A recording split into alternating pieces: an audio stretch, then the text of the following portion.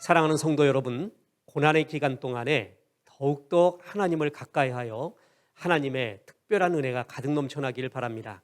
우리는 이 고난의 기간 동안에 금요일 날 성경 아카데미를 통하여 성경 66권을 한 주에 한 권씩 끝내며 하나님의 은혜, 특별한 주의 사명을 가슴에 새기고 있습니다. 오늘 그 29번째 시간으로 다니엘서에 대한 하나님의 말씀을 보겠습니다. 다니엘서는 포로로 잡혀간 유대인들에게 하나님이 세상을 여전히 다스리고 있다. 그래서 신앙을 잃지 말고 주님을 바라보라는 교훈을 주고 있는 예언서이자 묵시서입니다. 이 다니엘서는 구약 성경의 요셉과 같이 얼마나 고난의 현장 속에서도 승리하는 성도들의 모습을 보여주는지 모릅니다. 저는 직장 생활을 하는 우리들, 사업을 하는 우리들, 고난 속에서, 아니 척박한 현실 속에서 살고 있는 우리들에게 요셉과 같이 다니엘의 지혜와 신앙, 다니엘이 갖고 있었던 하나님 앞에서의 민감함, 이 모든 것이 현대 시대에 얼마나 적용이 잘 되며 중요한 것인지 모릅니다. 다니엘서는 척박한 현실을 사는, 고난의 시대를 사는 우리에게 주는 주님의 정말 하나님의 아름다운 사명을 주는, 승리를 주는 주의 말씀일 것입니다. 다니엘서는 바벨론의 느부갓네살 왕이 예루살렘을 점령할 당시에 예루살렘에 있는 많은 지식인들, 귀족들을 바벨론으로 잡아왔습니다. 다니엘은 그때 포로로 잡혀온 한 사람으로서 10대에 포로 생활을 하게 됩니다. 그러니까 그는 가장 민감한 티네이저의 시대 때 포로 생활을 하게 되는 그런 때이죠. 우리가 우리의 운명이, 우리의 삶이 참 기구하다라는 말들을 많이 합니다. 그런데 성경에 보면 이러한 기구한 환경과 현실 속에 사는 사람이 굉장히 많았고 믿음의 영웅들은 전부 이런 가운데서 승리한 사람들입니다. 다니엘 가장 민감한 시기에 그는 포로로 잡혀오게 됩니다. 자, 여기서 우리가 알아야 될 것이요, 다니엘은 포로로 잡혀왔지만 하나님께서 그와 함께 하셔서 고위 간직에 등용되었습니다. 바벨론의 느부갓네살 왕, 뒤를 이은 벨사살 왕, 그리고 메대 제국의 다리오 왕, 바사의 고레스 왕에 이르기까지 4대의 왕을 섬기면서 고위관직에 있었습니다. 우리가 이걸 생각할 때요, 성경은 참 여러 면을 우리에게 말하고 있다는 것을 깨달아야 됩니다. 우리 이렇게 말할 거예요. 고국, 나라, 사랑하는 조국, 하나님의 나라, 예루살렘, 유다가 멸망하고 있어? 그럼 칼을 들고 싸워야지. 그리고 장렬하게 죽어야지. 그게 애국자지. 그게 하나님의 백성이지. 그것만이 하나님의 백성이고 그것만이 애국자는 아니죠. 그렇게 싸우다가 장렬하게 죽은 애국자도 있고요. 자, 고대 시대로 넘어가 보면, 신약 시대로도 넘어가 보면 이런 시대에 동굴로 가서 하나님의 말씀을 필사하며 사본을 하였던 그런 무리도 있었고요. 다니엘은 포로 생활을 하면서 그 포로 생활기에서 하나님의 영광을 드러내는 삶을 살기도 했습니다. 에스더도 그랬죠. 느헤미야도 그랬죠.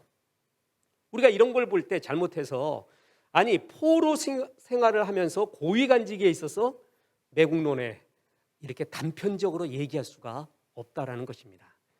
그는 막강한 왕, 4대의 왕을 두루두루 걸치면서 그 4대의 왕들에게 전부 다 인정을 받습니다. 정말 놀랍습니다. 요셉은 하나의 왕이었거든요.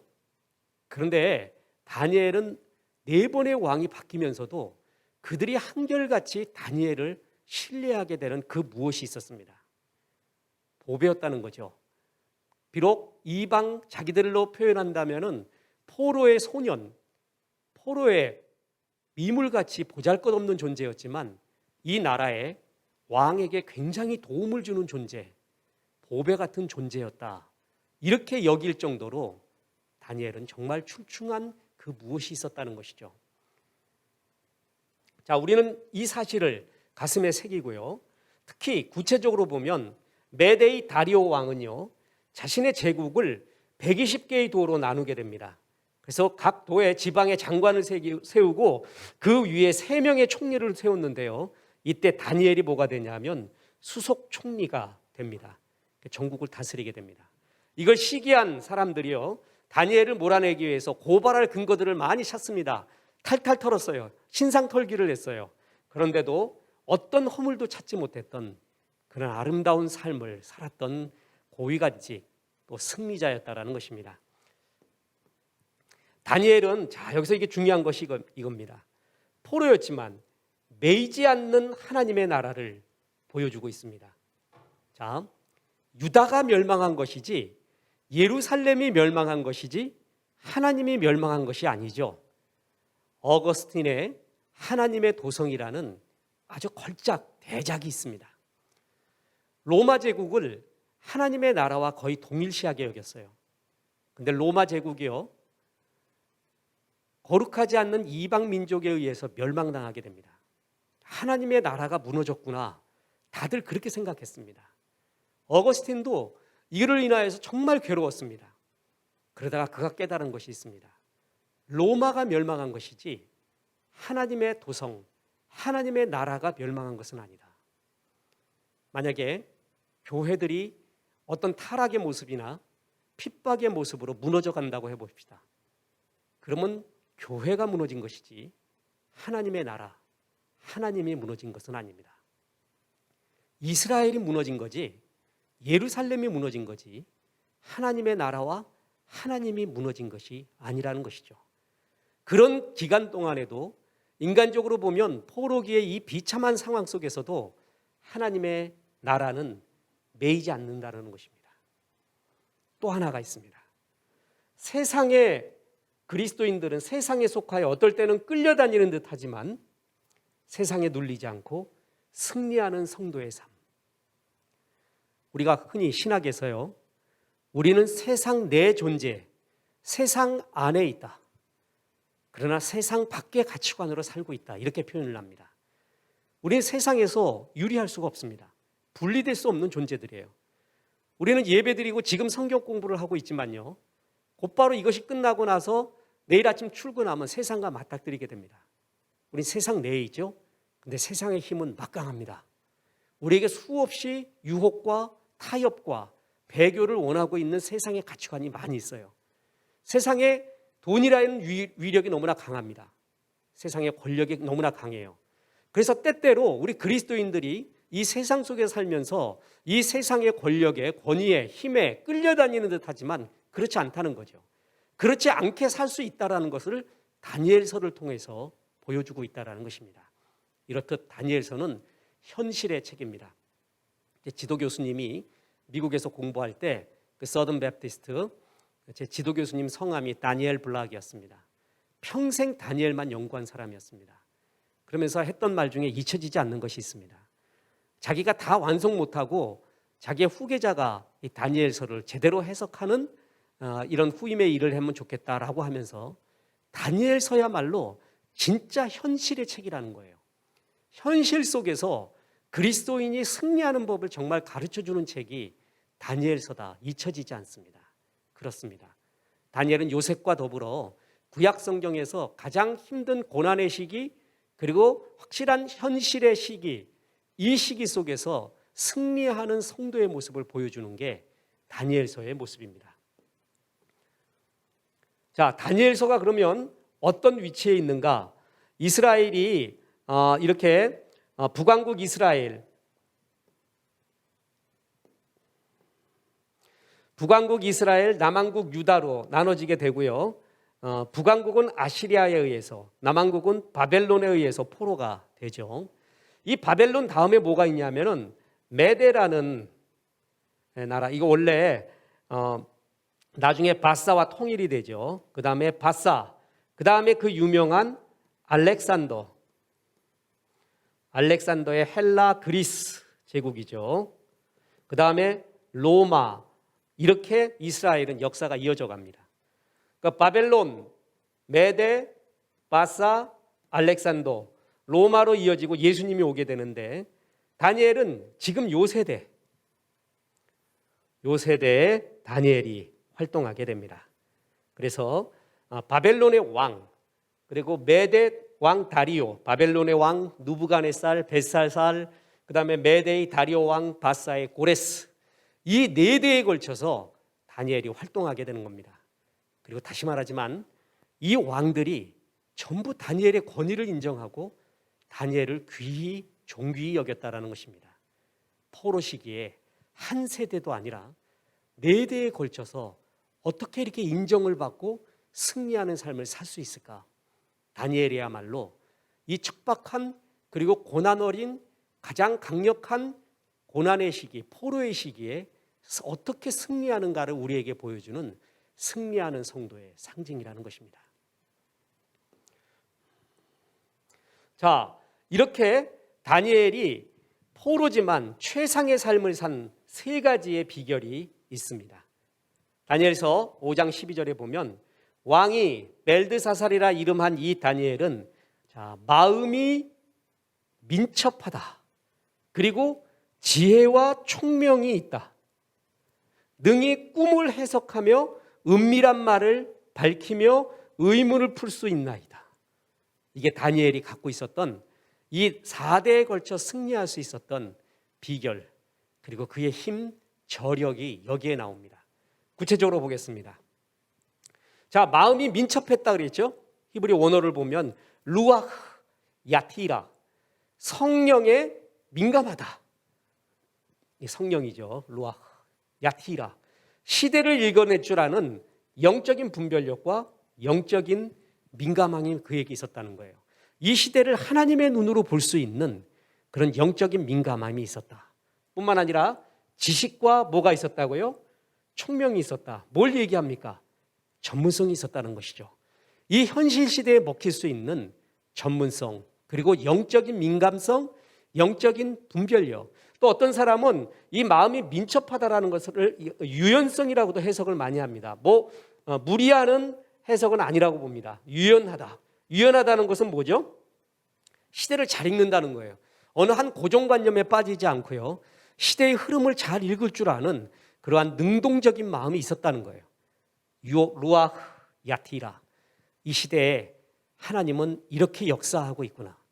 코로나 시대에, 또한 언택트 시대에 하나님은 지금 뭘 하고 있는 것인가?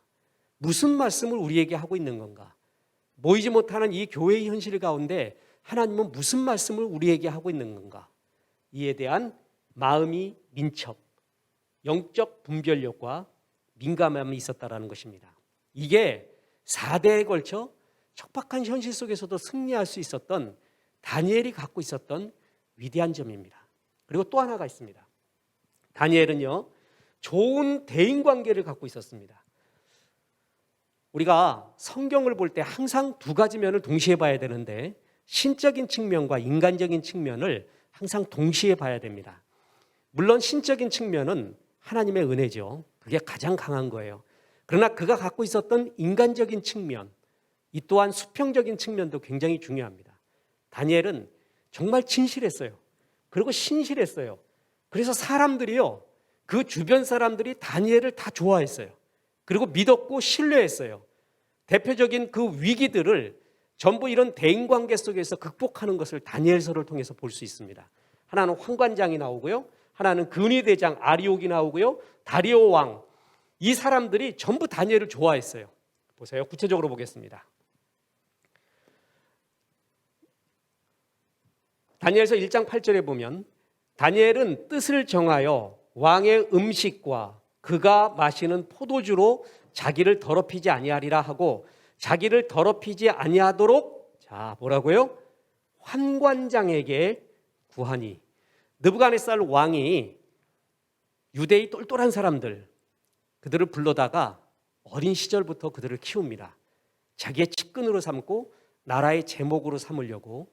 느부갓네살 왕은 막강한 왕이에요. 알렉산더 대제 같은 사람입니다. 그리고 폭도 넓고요, 꽤 괜찮은 사람이에요. 그래서 어린 시절부터 이들을 갖다가 길렀어요. 그런 가운데 왕의 음식을 제공을 했는데 지금 느부갓네살 왕이 세 가지를 나중에 제안을 합니다. 그 세 가지, 애굽의 학문을, 바벨론의 학문을 다 익혀라. 그리고 계명을 해라. 바벨론식으로. 왕의 음식을 먹어라. 이 세 가지 중에 두 가지는 허락을 합니다. 그런데 왕의 음식, 이방의 음식만큼은 먹을 수 없다라는 그때 영적 분별력이 있었습니다. 그때 나는 목에 칼이 들어와도 이걸 안 먹습니다. 그렇게 버틴 게 아니라 창조적인 제안을 합니다. 왕의 음식보다도 우리가 먹는 음식이 더 좋으면 나중에, 그래서 우리의 얼굴과 건강이 더 좋으면 허락하겠습니까? 라는 창조적인 제안을 해요. 무자르듯이 잘라버린 게 아니에요. 그러면서 그 제안을 누구한테 하냐면 환관장한테 합니다. 그래서 환관장이 그걸 중재를 서서 다니엘이 왕의 음식을 안 먹어도 되는 이 위기를 극복하게 됩니다. 자, 또 하나가 있습니다. 느부갓네살 왕, 그 막강한 왕이 불길한 꿈을 꿉니다. 그걸 해석하라고 하니까 다들 못합니다. 다 눈치 보고 있었어요. 그러니까 이 가짜 같으니라고 이 바벨론에 있는 지혜자들을 다 죽여버려라. 다 짝퉁이다. 이랬어요. 그래서 누구까지 죽게 생겼냐 하면은 그 지혜의 훈련을 받고 있는 다니엘 그 동료들도 죽게 될 판이었어요. 그 사실을 그 죽이러 가는 담당자가 근위대장 아리옥입니다. 자, 다니엘서 2장 14절에 보면 그때 왕의 근위대장 아리옥이 바벨론 지혜자들을 죽이려 나가매 다니엘이 명철하고 슬기로운 말로 그와 대화를 시작합니다. 무슨 일입니까? 어떤 일로 그렇죠? 자, 지금 근위대장 아리옥은 명령을 수행하면서 다 죽이면 되는 거예요. 그죠? 그런데 이때 잠깐 멈춥니다. 브레이크 타임을 갖습니다. 다니엘과 대화를 합니다. 아, 그런 일이 있군요. 제가 풀겠습니다. 제가 하나님의 은혜로 풀 수 있습니다. 하면서 시간을 벌어요. 그때 그 대화를 누구하고 한다고요? 근위대장 아리옥입니다. 그는 결정적인 위기들을요, 그것이 기회가 되었어요. 그때 그냥 하나님의 은혜로, 물론 좋아요. 모든 것의 근본에는 하나님의 은혜예요. 그런데 그가 쌓았던 신실한 대인관계, 그래서 환관장, 근위대장 아리옥, 그들과의 대화, 그들과의 창조적인 제안을 통해 이 위기를 극복하게 됩니다. 다니엘은 이렇게 신실한, 또한 진실한 대인관계의 모습이 그에게 있었다는 거예요. 뿐만 아니라 이제 왕, 이게 메대 왕, 메대의 왕인 다리오입니다. 이 다리오가 되게 좋아했어요. 그래서 수석 장관으로, 수석 총리로 세웠다고 하지 않았습니까? 그걸 시기했던 사람들이 다니엘을 쳐보려고 신상털기를 해도 나오는 게 없어요. 그래서 마지막 제안이 뭐냐면 왕이 아닌 다른 대상에게 기도하는 자를 다 처형하십시오. 왕의 입장에 보면 되게 좋은 말이거든요. 그래라 그랬어요. 그랬는데 다니엘은 이 이야기를 듣고도요, 하나님 앞에 기도하기를 멈추지를 않았습니다. 하루에 3번 주님 앞에 무릎 꿇고 기도해요. 죽을 짓을 하는 것이죠. 그랬더니 그 대적자들이 옳다, 너 이제 그물에 걸렸다. 그래서 다니엘을 사자굴에 던지십시오 라고 했습니다. 왕은 자기가 한 말이 있습니다. 그래서 그를 사자굴에 던져라 라고 말합니다. 그때 왕의 심정이 다니엘서 6장 14절에 나옵니다. 보세요. 왕이 그 말을 듣고 그로 말미암아 심히 근심하여 다니엘을 뭐 하려고요?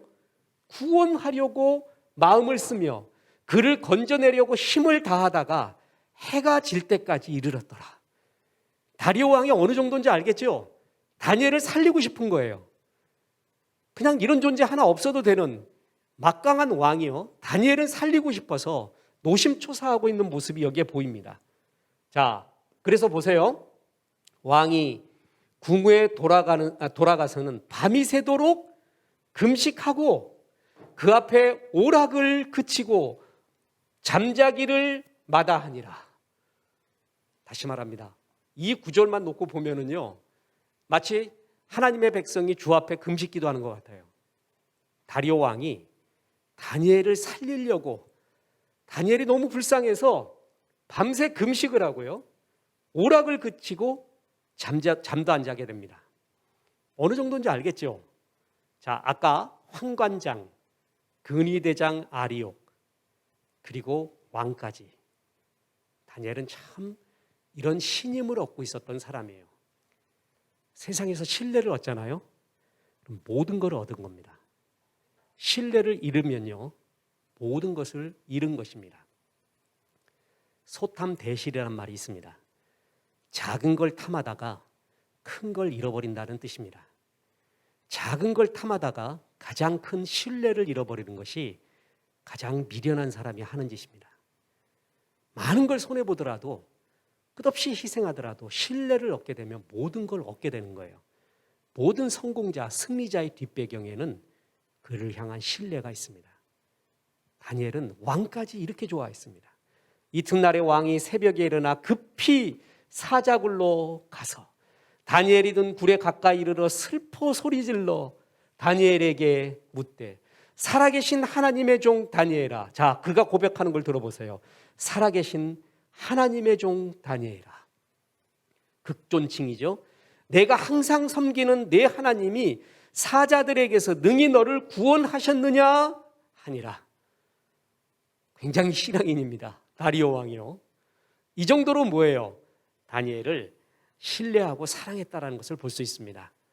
이것이 포로기라는 극심한 현실 가운데서도 승리할 수 있었던 다니엘의 또 하나의 비결, 그것이었습니다. 뿐만 아니라 하나의 더 비결이 있는데, 그것은 하나님과의 관계를 깊이 유지한 영성입니다. 자, 그는 이방 음식을 거부했죠. 느부갓네살 왕은요, 통치를 위한 행정관리 양성하기 위해서 유대인 왕족과 귀족 가운데 지혜와 지식이 풍부한 소년들을 골라서 양육을 시작해요. 이른바 행정학교를 차린 거예요.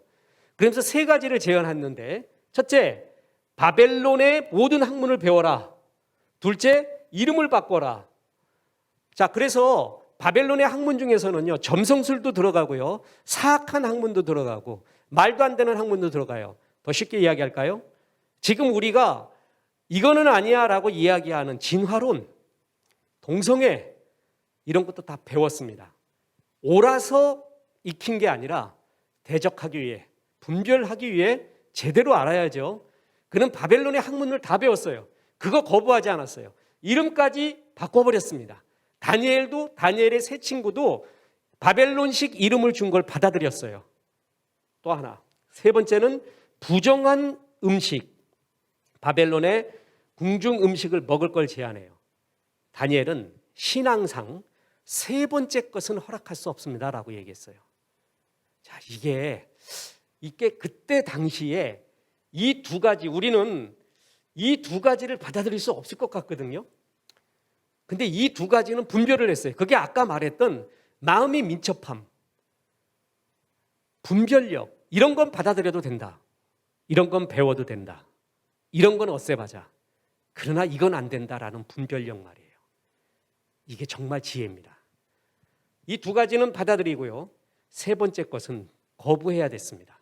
그래서 끝내 그는 거부했던 신앙의 순결함을 그에게 있었어요. 다니엘의 세 친구도 마찬가지였죠. 그래서 신상 앞에 절하기를 거부했어요. 그래서 풀무불 가운데 던져졌는데 천사 보내서 이들을 보호하게 됩니다. 뿐만 아니라 아까 다리오 왕 때요, 모함자들이 승승장구하는 거예요. 다니엘이 수석 총리가 돼요. 수석 장관이 돼요. 이럴 수가 있는가? 그래서 신상 털기를 했는데도 아무것도 나오지를 않아요. 그래서 마지막 계책으로서 왕 이외의 대상에게 기도하는 자는 처형하십시오. 왕이 허락을 합니다. 다니엘은 끝내 하나님 앞에 기도합니다. 그렇죠? 이것은 거부할 수 없는 하나님의 일이었습니다. 그래서 어디에 던져져요?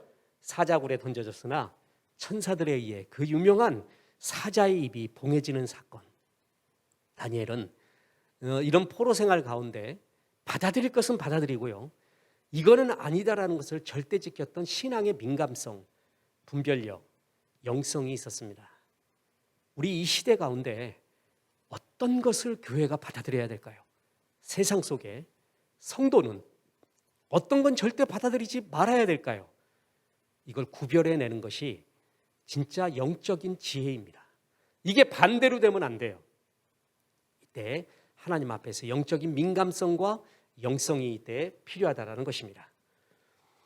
자, 뿐만 아니라 그는 하나님의 예언을 푸는 영성, 그것을 갖고 있었습니다. 자, 바벨론은 현재 이라크예요. 이라크의 지폐에 느부갓네살 왕의 초상이 나올 정도로 그는 막강한, 알렉산더와 비견될 정도로 막강한 사람이에요. 그리고 뒤에 보면 알지만 꽤 괜찮은 사람이에요. 이 느부갓네살 왕이 불길한 꿈 하나를 꿉니다. 그래서 인사불성이 됩니다. 느부갓네살이 다스린 지 2년이 되는 해에 느부갓네살이 꿈을 꾸고 그로 말미암아 마음이 번민하여 잠을 이루지 못한지라. 적어도요, 대제국의 왕쯤 되잖아요. 그러면 그냥 가볍게 넘어갈 것과 깊이 생각할 것은 구별할 줄 압니다. 아, 저건 아무것도 아니야. 그냥 자자. 그런데 정말 깊이 다가온 것이 있었습니다. 불길한 꿈이었습니다.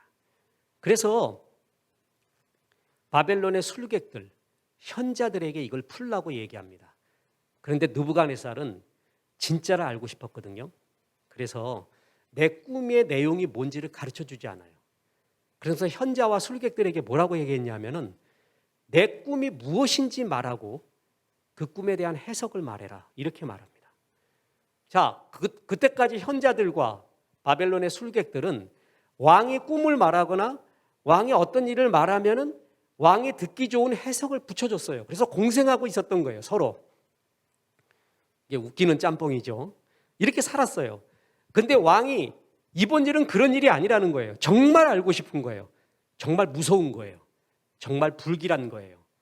그래서 너희들 진짜냐? 너희들 진짜 술객이고 진짜 바벨론의 현자 지혜자들이냐? 그러면 내가 무슨 꿈을 꿨는지 너희가 말해봐라. 그리고 그 꿈에 대한 정확한 해석을 다오. 이렇게 말합니다.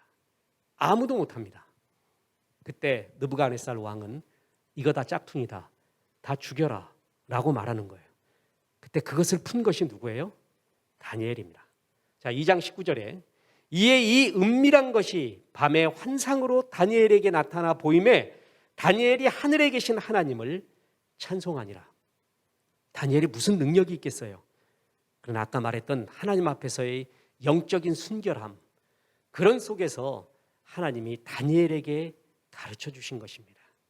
다니엘은 이런 하나님의 것을 풀 수 있는 영적인 총명함이 그에게 있었습니다.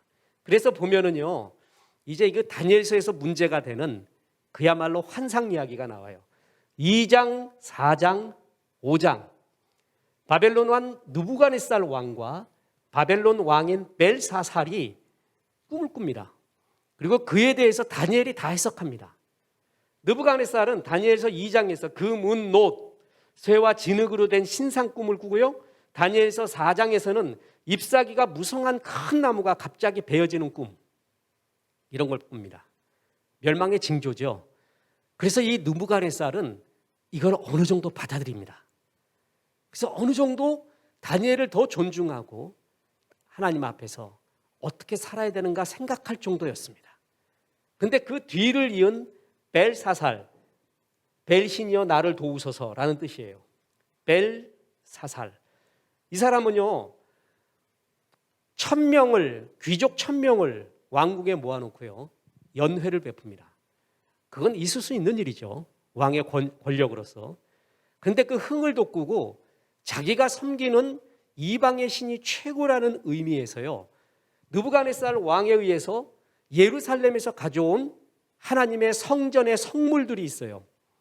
금잔, 은잔 이런 것들이 있잖아요. 성물, 성기구들이 있단 말이에요. 거기에다가 술을 따릅니다. 그리고 부어라 마셔라 하면서 야훼 신이 어디 있는가, 우리 섬기는 신이 최고다라는 식으로 하나님의 이름을 모독하며 타락한 연회를 베풀고 있었습니다. 그때 갑자기 기적적인 일이 일어나게 됩니다. 흰 벽면에요, 손 하나가 나타나더니 글자를 쓰는 거예요. 그 글자가 뭐냐면 메네 메네 데겔 우바르신이라는 글자를 쓰게 됩니다. 아까 느부갓네살 왕도 정말 놀랬죠. 벨사살 왕은 더 놀랬습니다. 난리가 났습니다. 이게 무슨 일인가? 저 예언을, 저 글자를 푸는 자에게는 왕이 입는 옷의 상징인 붉은 옷을 주겠다. 금목걸이를 하사하겠다. 이 나라에서 세 번째로 가장 높은 자리에 앉게 하겠다. 이러한 포상의 계획을 냅니다. 그래서 저거 풀어달라고 합니다. 당연히 아무도 못 풉니다. 그때 다니엘이 이것을 풀게 됩니다. 메네 데겔 우바르신, 하나님이 세어보았다.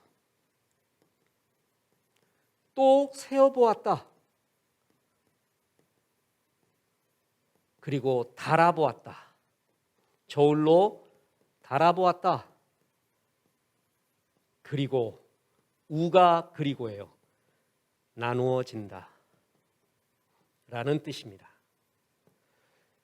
너의 일을, 죄악을 세어보았고 너의 죄악을 저울에 달아보았다.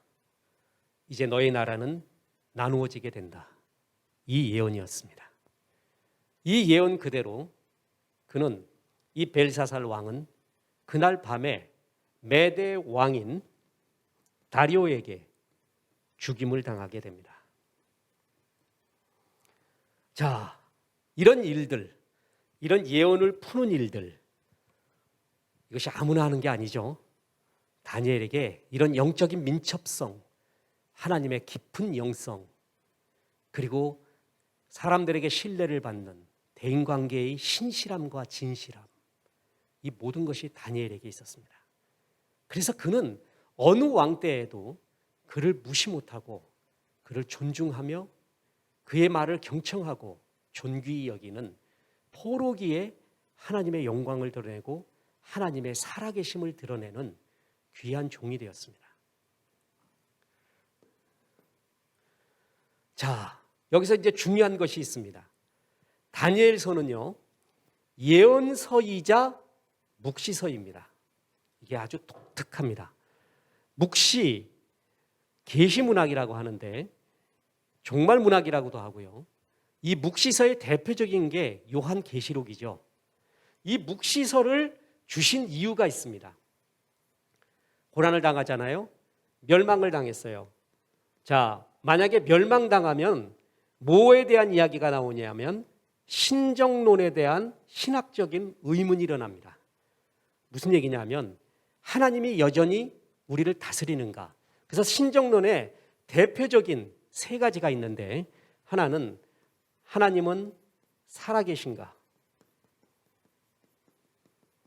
또 하나는 하나님은 우리를 사랑하시는가?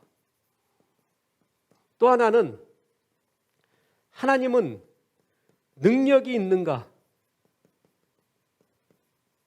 이 세 가지가 대표적인 질문입니다.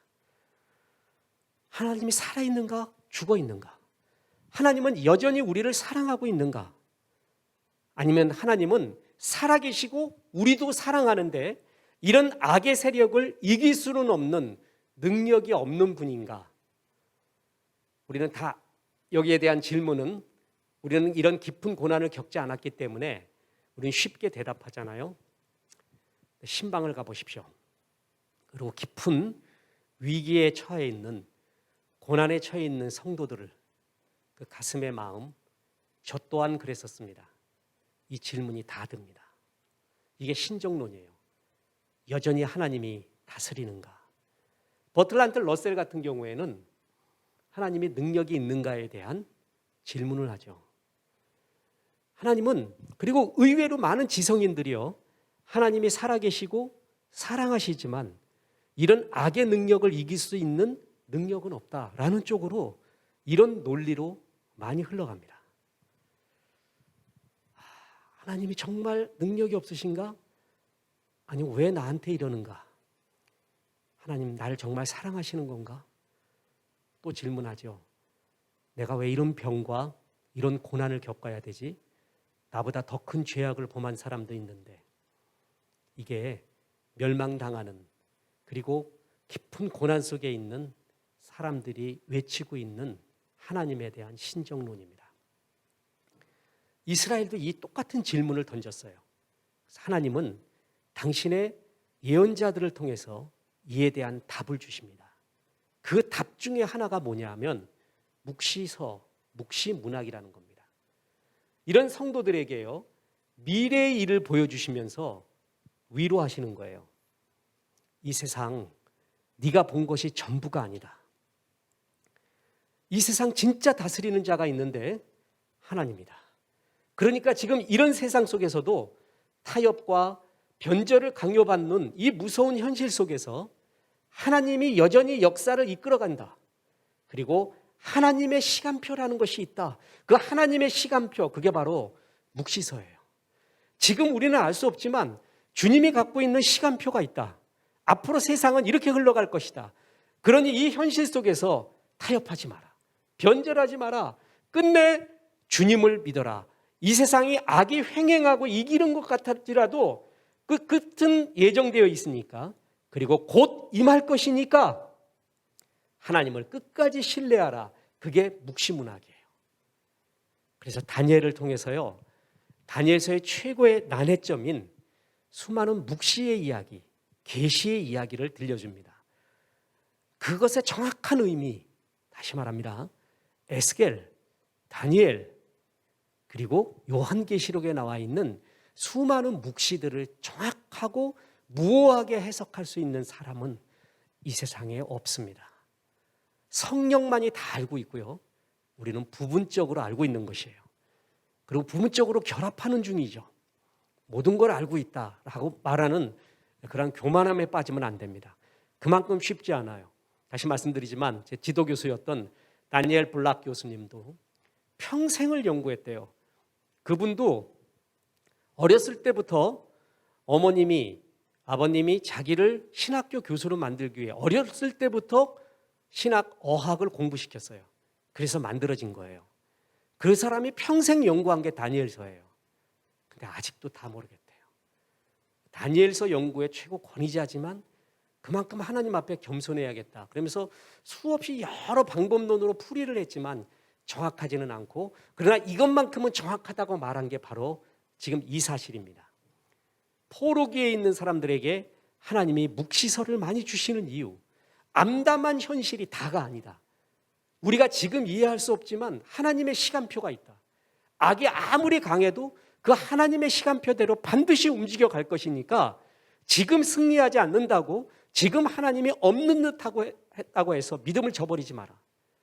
이 현실은 끝없이 타협과 변절을 강요할 것인데 이 가운데 반드시 하나님 말씀을 지켜내라. 그게 묵시서요, 예언서요, 다니엘서의 주제라는 것입니다. 자, 그리하여서요, 이제 결론입니다.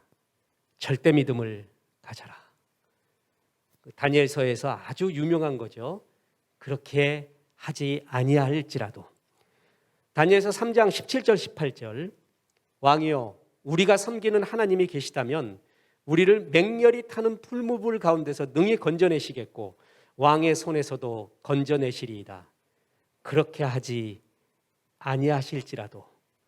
왕이여 우리가 왕의 신들을 섬기지도 아니하고 왕이 세우신 금신상에 절하지도 아니할 줄을 아옵소서. 이게 다니엘의 신앙이고 그 친구들의 신앙이었습니다. 하나님이 분명히 이 현실 가운데 하나님의 믿음을 지킬 때 이런 축복과 보호와 인도함이 있다라는 거죠. 그것이 내 눈앞에 지금 보이지 않을지라도 나는 믿음을 저버리지 않겠습니다. 이게 다니엘서의 굉장히 중요한 주제입니다. 자, 하나님이 나를 풀무불 가운데도 사자굴 가운데도 나를 지키실 줄로 믿습니다 이랬단 말이에요. 근데 안 그런 것 같아요. 사자굴에 들어갔더니 온몸이 망신창이가 돼요. 다 찢겼어요. 겨우 목숨만 구해왔어요.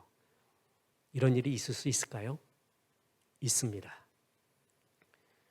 하나님이 우리의 일반적인 믿음은 하나님의 믿음을 지켰을 때 현실적으로도 주께서 이렇게 지켜주시고 역사하시는 것이 일반적인 믿음이요 우리가 믿는 하나님입니다. 그리 아니하실지라도 주님의 것을 선택을 했어요. 근데 엄청난 손해가 보고 회복이 되지 않아요. 이런 현실이 지금 있을 수 있을까요? 없을까요? 있습니다. 그래도 나는 주님을 택하겠습니다. 그게 진짜 믿음입니다. 하박국은 오직 의인은 믿음으로 말미암아 살리라라고 했습니다. 그때 그 믿음을, 하박국의 믿음을 에무나라고 합니다.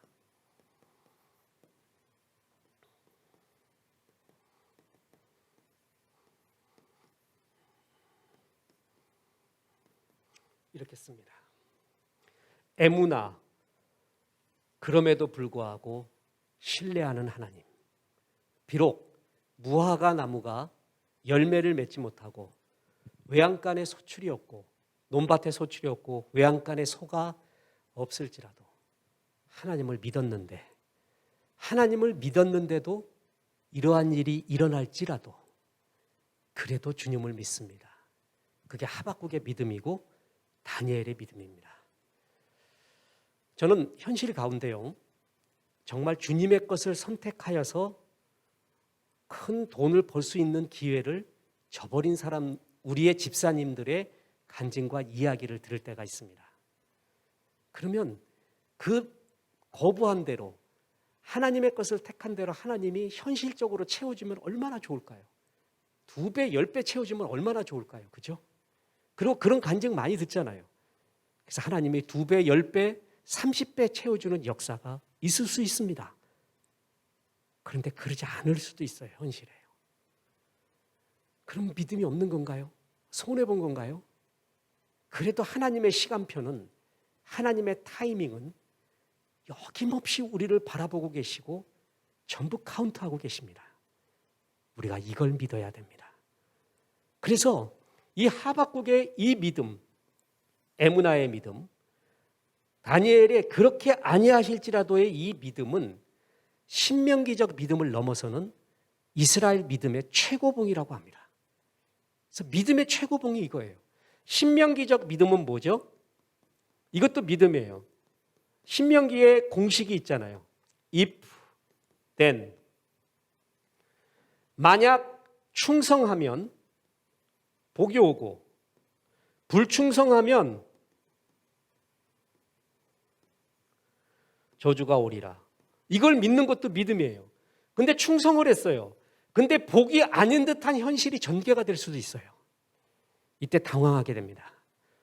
그때 하나님이 또 하나의 믿음을 가르쳐 주는데 그게 다니엘의 믿음과 하박국의 믿음입니다. 그리고 어김없이 하나님은 계산하고 있고요. 하나님의 시간표와 하나님의 타이밍으로 우리를 인도하고 있다는 것입니다. 저도 이걸 믿습니다. 고난당한 성도님이 이런 것을 물을 때 제일 힘듭니다. 목사님, 제가 왜 이 고난을 당합니까? 무슨 이유입니까? 저도 모르는 게 많아요. 이분은 참 잘 됐으면 좋겠어요. 그런 순결한 믿음과 그런 하나님 앞에 신실한 삶을 살아왔어요. 이런 사람한테 제일 좋은 말은 뭐냐면, 제일 해석하기 좋은 말은 욥의 세 친구 엘리바스, 빌다, 소발이 한 말이에요. 숨겨놓은 죄가 있잖아요. 자녀의 죄가 있잖아요. 부지 중에 범한 죄가 있잖아요. 그것 때문에 그러는 거예요. 그러면 얼마나 해석하기가 좋습니까? 근데 그렇지 않은 경우가 많다는 것이에요. 이런 경우에 우리의 믿음은 어떻게 달려가야 될까요? 그럼에도 불구하고의 믿음, 에무나의 믿음, 그게 다니엘의 믿음이었습니다. 아직도 해석 불가한 고난을 당하고 있는 성도님들 있습니다. 저도 어떻게 말할 수도 해석할 수도 없겠습니다. 기도할 뿐입니다. 그러나 하나님이 분명 보고 계시고 하나님이 다 카운트하고 계시고, 그게 바로 묵시문학입니다. 악이 횡행하고 이기는 것 같아도 하나님의 시간표대로 어김없이 움직이고 있다는 것을 미리 보여주면서 이 세상 가운데, 이 현실 가운데 마귀가 끝없이 타협과 변절을 요구해도 믿음을 지켜다오. 그게 다니엘서와 묵시서의 주제입니다. 사랑하는 성도 여러분, 현실이 이러니까 어쩔 수 없어. 그 현실 가운데도 요셉과 다니엘은 승리한 모습을 우리에게 보여줍니다. 하나님의 다니엘을 우리에게 등장시켜서 우리의 똑같은 현실 가운데 어떻게 승리해 갔는가를 우리에게 보여주고 있습니다. 다니엘은 정말 현실적인 사람, 현실에서 승리한 사람의 상징입니다. 다니엘같이 하나님 앞에서 영적인 민감성, 하나님 앞에서의 신실한 믿음, 그리고 아름다운 신뢰를 갖는 대인관계, 믿지 않는 사람들에게도 신뢰를 얻을 수 있는 그 진실함, 이런 것들이 우리에게 필요합니다. 다니엘의 믿음 충만하여서 이 현실을 승리하시기를 주 예수의 이름으로 축원합니다. 기도하겠습니다. 하나님, 금요 성경 아카데미 다니엘서를 통하여 종들에게 말씀해 주셔서 감사합니다. 성경 말씀이 머릿속에만 머물고 좋았더라 하는 것이 아니라 듣고 행하여 그 삶의 주처를 반석 위에 둔 것처럼 살 수 있도록 종들에게 함께하여 주옵소서. 고난당하고 있는 어려운 현실 가운데 싸우고 있는 성도님들에게 다니엘서의 말씀이 가슴 깊이 새겨지게 도와주시고 승리하는 성도님들 되게 도와주옵소서. 예수님의 이름으로 기도했습니다. 아멘.